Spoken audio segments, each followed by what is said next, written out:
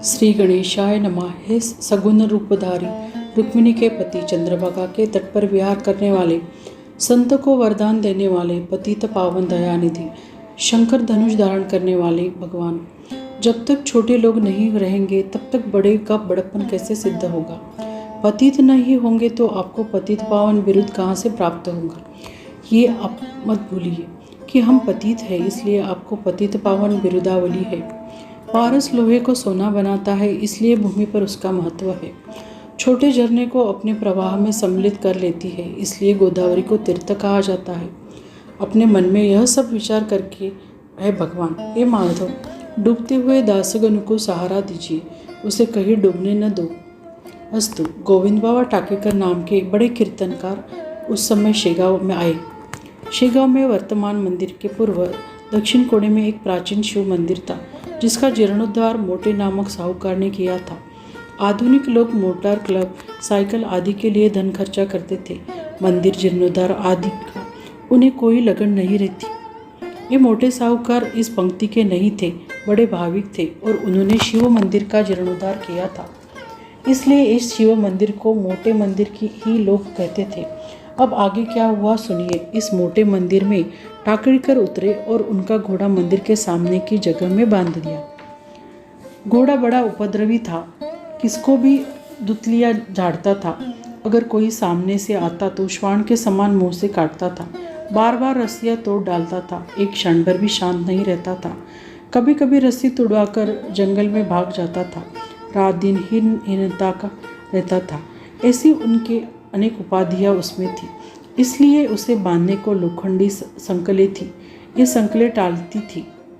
टाकली में कीर्तनकार बुलाए थे, कैसे तो भी रस्सियों को बांधकर कीर्तनकार रात को सोने गए। दोपहर रात को गई, सारा आकाश अंधकारमय हो गया। दिन को डराने वाले उल्लू पक्षी धुत्तार करने लगे, टिटहरी पक्षी टीटी शब्द करने लगे, चमगादड़ भक्ष्य की खोज में निकल पड़े और पिंगल पक्षी झाड़ पर बैठकर किलकिलाकर शब्द कर रहे थे। सभी तरफ शांत वातावरण हो गया था। घरों के दरवाजे बंद हो गए थे, एक भी व्यक्ति रास्तों पर नहीं दिख रहा था। ऐसे समय में श्री गजानन महाराज जहाँ घोड़ा बंधा था वहाँ आ पहुँचे। जो दुष्ट स्वभाव वाले दुराचारी होते हैं, उन्हें सुधारने के लिए साधु पुरुष ईश्वर की प्रेरणा से जन्म लेते हैं। जैसे रोग निवारण के लिए औषधि का प्रयोजन किया जाता है, वैसे ही दुष्टों के दोष निवारण ही संतों का प्रयोजन है। गजानन महाराज घोड़े के पास आकर उस रात्रि के समय बड़े आनंद के साथ उस घोड़े के चारों पैरों के बीच सो गए। मुँह से गन गन बोते मात्र मंत्र का जाप करते रहे। यह सूत्र सांकेतिक मंत्र है, जिसका अर्थ भला समर्थ के बजाय कौन जान सकता है। मेरे दृष्टि से इस भजन का अर्थ ऐसा लगता है। गनी यानी इस शब्द का अर्थ मोजना यानी गिनना ऐसा होता है। दूसरा शब्द गण है, जिसका अर्थ है जीवात्मा, अर्थात जीवात्मा ही गण है, जैसे विष्णु गण, शिवगण आदि। अर्थात हुआ गण अर्थात ये सब जीवात्मा ब्रह्मात्मा ही स्वरूप है, उसमें भिन्न नहीं है। यह सर्वनाम है, जिसका अर्थ है मन। बोते यह शब्द बाटे शब्द का अपभ्रंश रूप प्रतीत होता है। सब मिलकर यह अर्थ हुआ, अरे मन यह जीव ब्रह्म है, उसे पृथक मत समझो। शेगांव में इस भजन के बारे में दो प्रवाह थे। कुछ लोगों का कहना है कि महाराज गिन गिनात बोते भजते थे और कुछ कहते थे कि गनी गनी गनात बोते। उससे हमारा कोई प्रयोजन नहीं, अपना केवल कथा से प्रयोजन है। महाराज घोड़े के चारों पैरों के बीच में आकर सो गए। उपरोक्त भजन अखंड रूप से चालू था, मनो उस भजन रूप श्रृंखला से घोड़े के पैर बंधे थे। कीर्तनकार गोविंद बुआ के मन में घोड़े की उद्दंडता की शंका थी ही, इसलिए वो बीच बीच में उठकर घोड़े को देखते रहते थे। जब उन्होंने खूंटे पर घोड़ा शांत खड़ा देखा तो उन्हें बड़ा आश्चर्य हुआ। उनके मन में फिर से दूसरी शंका उठी कि कहीं घोड़ा व्याधिग्रस्त तो नहीं हो गया, जो इतना चुपचाप खड़ा है, क्योंकि वह कभी स्थिर नहीं रहता था। वह देखने जब वे घोड़े के समीप गए तो कोई मनुष्य घोड़े के पैरों के बीच सोता नजर आया। जब वे अति समीप गए तो कैवल्य देने वाले, मोक्ष देने वाले महाराज सोए दिखाई पड़े। अपने दिल में उन्होंने घोड़े की शांति का कारण जान लिया। समर्थ श्री गजानन महाराज के सान्निध्य से घोड़ा शांत हो गया था, जैसे कस्तूरी के सुवास से आगे दुर्गंध का ठिकाना नहीं रहता। यह देखकर गोविंद बुआ ने महाराज के चरण कमल पर अपना सिर रख दिया और रोमांचित अष्टभाव से गदगद हो गए। मुख से महाराज की स्तुति करने लगे। भगवान, आप साक्षात गजानन है। यह प्रत्यक्ष आज मुझे मालूम हो गया है। गजानन विघ्नहर्ता है।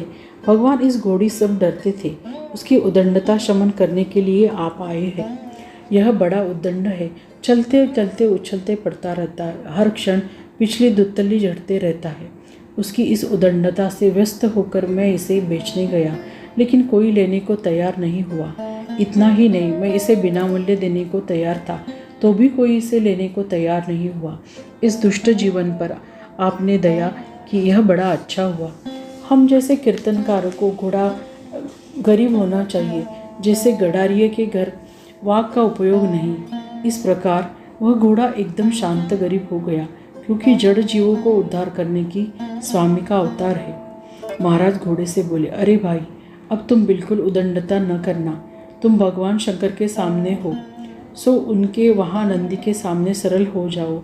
ऐसा तुम बिल्कुल उदंडता न करना, बोलकर महाराज वहाँ से चले गए। श्रोतागण दूसरे दिन महाराज मल्ले में थे और गोविंद बुआ उस घोड़े पर बैठकर महाराज के दर्शन को गए। ये देखकर सब लोग भयभीत हो गए, क्योंकि घोड़े का स्वभाव सारे शेगांव को पता था। सब लोग कहने लगे, इस दुष्ट घोड़े को यहाँ किस लिए लाए? यहाँ बच्चे, बूढ़े, स्त्रियाँ फिरती है, सो किसी को भी हानि पहुँचा सकता है। ये सुनकर गोविंद बुआ ने कहा, महाराज ने इसको शांत कर दिया है, अब इससे कोई भय नहीं। अब यह गरीब गाय से सदृश हो गया है। उसके बाद उन्होंने इसे इमली के पेड़ के नीचे खड़ा कर दिया, जो 1 घंटा तक बिना बांधे खड़ा रहा। मले में बाजी पाला घास भी थी, जो हरा था, किंतु उसको घोड़े ने मुंह तक नहीं लगाया। देखिए, संतों का प्रभाव कितना अमित है कि पशु भी उनकी आज्ञा से पालन करते हैं। अहिंसा, ऐसा कहकर टपरी में महाराज का स्तवन प्रारंभ कर दिया। अति अगाध प्रभु कृपा तुम्हारी, सुधर ही खलहुत हो ही सतचारी। पारस परसी कृपा करे लेशा, हर हुव रदु दयाला मम सीसा। ऐसी स्तुति करके गोविंद बुआ घोड़े को लेकर चले गए। वे टाकरी के रहने वाले थे, सो वहाँ चले गए। तुलसीदास ने अपने मानस में कहा है, खल सुधार ही संत संगति पाई। यह महाराज की इस लीला के प्रत्यक्षतया सिद्ध होता है। हे श्रोतागण, महाराज के दर्शन को रोज शेगांव में भीड़ होने लगी। सब लोग अपने मन में कोई न कोई सकाम हेतु से महाराज के दर्शन को आते। ऐसे ही यात्रा में बलपुर सो अकोला मंडल की एक तहसील है, वहाँ के 2 व्यक्ति विशिष्ट संकल्प के साथ श्री समर्थ के दर्शन आए थे। वापस लौटते समय दोनों आपस में बातचीत करते जा रहे कि अगली बार हम लोग सूखा गांजा महाराज के लिए लाएंगे, क्योंकि महाराज को गांजा बड़ा प्रिय है। लोग मावा, बर्फी इत्यादि लाते, हम लोग गांजा ले आएंगे। धोती गठलियों नहीं तो विस्मरण हो सकता है। दूसरी बार वो लोग दर्शन को आए, किंतु गांजा लाना भूल गए। महाराज के चरण पर सर रखने के बाद उन्हें गांजा न लेने का स्मरण हुआ। मन में सोचा कि अगली बार से लाएंगे, अब की बार दुगना गांजा ले आएंगे। ऐसा कहकर दर्शन लेकर चले गए। जब तीसरी बार आए तो वही अवस्था हुई। वो लोग फिर गांजा भूल गए। हाथ जोड़कर महाराज के सामने बैठे, किंतु गांजों का उन्हें स्मरण भी नहीं हुआ। यह देखकर महाराज भास्कर से बोले, भास्कर, कैसे लोग हैं इस जगत में जो धोती गठियाने के बाद भी वस्तु लाना भूल जाते हैं। जाति से यह लोग ब्राह्मण हैं, किंतु स्वयं ही असत्य भाषण करते हैं। ब्राह्मणों ने ब्राह्मण तत्व छोड़ दिया, आचार विचार भी छोड़ दिए। यही कारण है कि उनके पतन का। मन ही मन संकल्प करते हैं और हाथ हिलाते वैसे आते हैं। क्या इसी से इनका मनोरथ पूर्ण हो जाता है? बोलने में ताल मंत्र होना चाहिए, चित्त निर्मल होना चाहिए, तभी घनश्याम की कृपा हो सकती है। यह सुनकर दोनों व्यक्ति समझ में गए कि महाराज सर्वज्ञ है, अगाध ज्ञानी है। जैसे सूर्य से कुछ छिप नहीं जाता, वैसे ही इसमें कुछ छिपा नहीं, क्योंकि हम लोगों ने ही ऐसा संकल्प किया था। यहाँ गांव में जाकर गांजा ले आए। ऐसा विचार कर जैसे दोनों उठकर जाने लगे, तब महाराज बोले, अरे अब वसी कढ़ी गर्म करने से क्या लाभ? मुझे गांजे की बिल्कुल आकांक्षा नहीं है। अब गांजा लेने बाजार में जाने की आवश्यकता नहीं। तुम लोगों को मनोकामना पूर्ण होने पर ले आना, किंतु एक बात का स्मरण रखो कि लबाड़ की मनोकामना पूर्ण नहीं होती। हमेशा कृति में और वाणी में सामंजस्य होने चाहिए। अगले सप्ताह में तुम्हारा काम पूर्ण हो जाएगा। यह उत्तमता से होगा, किंतु नेम न चूकना। यहाँ 5 बार आना, क्योंकि यहाँ मृडानीपति कर्पूर गौर शंकर यहाँ स्थित है, जिनकी कृपा से देवताओं के कोषाध्यक्ष कुबेर स्वयं धनवान हुए हैं। जाओ, उन्हें नमस्कार करो और अगली बार गांजा लेकर आना। परमार्थी को असत्याचरण कभी नहीं करना चाहिए। ऐसा उपदेश सुनकर वो दोनों महाराज की चरण वंदन कर भगवान शंकर के दर्शन करके अपने गांव बालापुर चले गए। अगले सप्ताह में उनका कार्य सफल हो गया। सो संकल्पानुसार वो लोग गांजा लेकर महाराज के पास आए। अस्तु श्रोतागण, इस बालापुर की दूसरी कथा आप लोगों को सुनाता हूँ। बालापुर में बालकृष्ण नाम का एक रामदासी था। उनकी पत्नी का नाम पुतलाबाई, जो बड़ी धार्मिक थी, और प्रतिवर्ष ये दोनों पति पत्नी पैदल सज्जनगढ़ की पौष महीने में वारी करते थे। दोनों पति पत्नी एक विचार के थे। भार वहन के लिए एक घोड़ा लेते थे। रामदासी सांप्रदायिक साहित्य, कुबड़ी, कंथा और दासभूत ग्रंथ लेकर जाते थे। इनको अपने साधुत्व का कोई अहंकार न था। मार्ग में प्रतिदिन झोली फांदकर गांव में भिक्षा मांगकर भगवान रामचंद्र जी को भूख लगाकर भोजन करते। पौष वैद्य नवमी को बालापुर छोड़ते। बालकृष्ण के हाथ में चंदन के करताल और पुतलीबाई के हाथ में झांझ होती थी। संपूर्ण मार्ग में निरंतर रघुनाथ जी का नाम कीर्तन करते मार्गक्रमण करते थे। शेगांव से खामगांव, मेहकर, देवलगांव, राजा, जालना में आनंद स्वामी को वंदन करके जामनगरी, जो कि समर्थ रामदास स्वामी का जन्मस्थल है, 3 दिन निवास करते थे। उसके बाद बीड़ अम्बे जोगाई का दर्शन और माहरी के बेलेश्वर का दर्शन करते। डोमगांव में समर्थ के पट्ट शिष्य कल्याण स्वामी का दर्शन करके उसके बाद नरसिंहपुर, पंढरपुर, नातेपुते, शिंगणापुर, वाई और सातारा होते हुए सज्जनगढ़ की तलहटी में पहुंचते थे। माघ वैद्य प्रतिपदा को वे दोनों सज्जनगढ़ पहुंच जाते, क्योंकि माघ वैद्य प्रतिपदा में से नवमी तक दास नवमी का उत्सव वहां मनाया जाता है। यथाशक्ति वहां ब्राह्मण भोज की व्यवस्था भी वो करते। इस तरह के एकनिष्ठ श्रद्धावान रामदासी होना कठिन है। दास नवमी का उत्सव हो जाने पर उस मार्ग से वो बालापुर वापस लौटते थे। माघ वैद्य द्वादशी को सज्जनगढ़ से पैदल जाने को निकलते। एक बार वैद्य एकादशी को वह रामदास जी के समाधि के पास बैठे, तब दुख के कारण उनसे नेत्र भर आए, कंठ रुध गया, वाणी से शब्दोच्चार भी कठिन हो गया। वहाँ प्रार्थना करने लगा, हे पुण्य पुंज गुरुदेव सामर्थ्य, रामदास स्वामी समर्थ, अब मेरा शरीर शिथिल हो गया है, इस कारण अब मुझ में पैदल वारी करनी नहीं जा सकती। इतना ही नहीं, वाहन पर बैठकर आने की भी क्षमता अब मेरे शरीर में नहीं है। आज तक यश नियम मैंने पाला, अब आगे यह संभव पड़ता नहीं, क्योंकि परमार्थ के लिए शरीर सुदृढ़ होना चाहिए। हे रामदास, आप ही मेरी माता है, आप सब कुछ जानते हैं। इस प्रकार की प्रार्थना करके वह शैया पर लेट गया। उसको ब्राह्म मुहूर्त में स्वामी समर्थ रामदास जी ने स्वप्न में आकर कहा, अरे ऐसा हताश होने का कोई कारण नहीं, तुम्हें यहाँ सज्जनगढ़ आने की आवश्यकता नहीं। वहाँ बालापुर में सपने में यह 10 नवमी का उत्सव इत पर मनाओ कि मेरी तुम पर पूर्ण कृपा है। मैं दास नवमी को आऊँगा तुम्हें दर्शन देने के लिए। परमार्थ का आचरण शरीर सामर्थ्यानुसार ही करना चाहिए। स्वप्न में इस प्रकार का आदेश सुनकर बालकृष्ण को अत्यंत आनंद हुआ। वह सपत्नीक बालापुर अपने घर आ गया। हे श्रोतागण, इसके बाद दूसरे वर्ष क्या हुआ वह मैं बताता हूँ, सावधान होकर सुनो। माघ वैद्य प्रतिपदा को बालकृष्ण बुआ ने अपने घर में दास नवमी का उत्सव प्रारंभ किया। रोज दासबोध का पठन तथा रात्रि को हरि कीर्तन होता था। उसके मन में यह विचार आता कि देखे रामदास स्वामी नवमी को कैसे आते हैं। दोपहर में ब्राह्म भोज के लिए उत्सुक के लिए चंदा इकट्ठा किया। इस प्रकार बड़ी धूमधाम से नवमी का उत्सव संपन्न हुआ। नवमी के दूसरे प्रहर अघटित घटना हुई।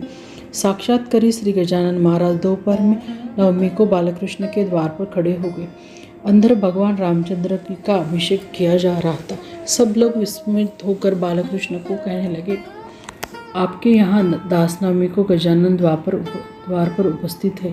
सुनकर बालकृष्ण कहने लगा, संत गजानन महाराज के चरण मेरे घर में आए यह अच्छा ही हुआ, किंतु मैं वस्तुतः समर्थ रामदास जी की पाठ देख रहा था।